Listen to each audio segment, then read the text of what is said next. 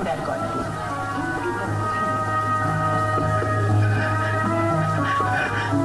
কি হয়েছে সিনা? চুপ করে আছিস কেন?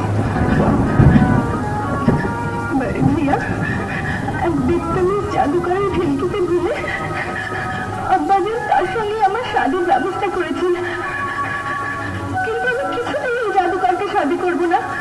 তার আগে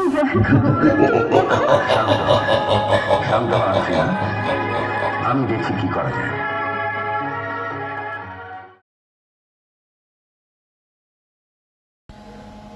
আব্বাজান, ওই জাদুকর আপনার কী এমন দৃশ্য দেখিয়েছে যার দরুন আপনি এত বড় একটা সিদ্ধান্ত নিতে বাধ্য হলেন?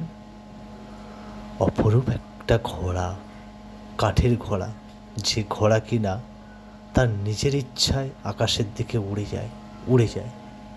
অসম্ভব, আমি বিশ্বাস করি না এই জাদুকরটা আপনাকে ভেঙ্কি দেখিয়েছে। বেশ, ঘোড়া যদি তার নিজের কারিশমা দেখায় তাহলে নিশ্চয়ই বিশ্বাস করবেন। ঠিক আছে, এই কে আছো?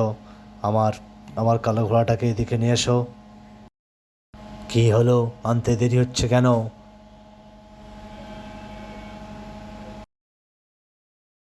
সত্যি তো ঘোড়াটা অপরূপ দেখতে। এত সুন্দর একটা ঘোড়ার দেখতে হয়, সত্যি না দেখলে বিশ্বাস করতাম না। কি হে মশাই, তোমার ঘোড়া কি শুধু রূপ দেখাবে না ঘোড়ার কিছু জাদুও দেখাবে? বেশ, তাই হোক মহারাজ।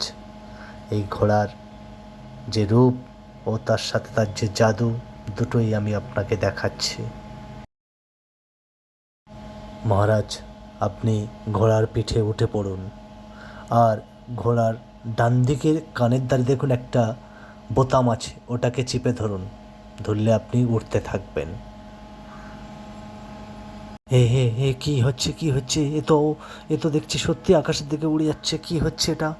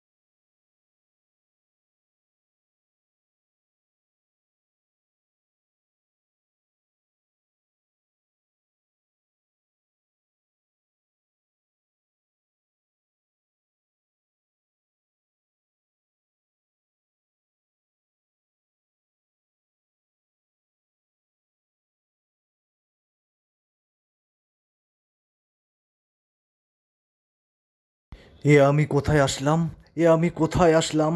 বাঁচাও, বাঁচাও, কে আছো? আমায় বাঁচাও। যে কোনোভাবেই হোক আমার বাঁচার রাস্তা বার করতেই হবে। না না, না না, আমার কিছু একটা করতেই হবে।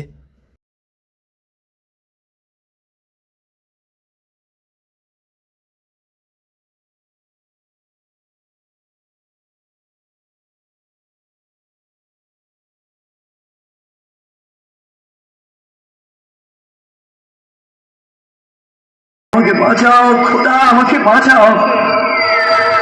আচ্ছা, ঘোড়াটার উপরে ওঠার কাঁটা যেমন আছে, নিচে বাঁচাও খোদা, আমায় বাঁচাও, বাঁচাও।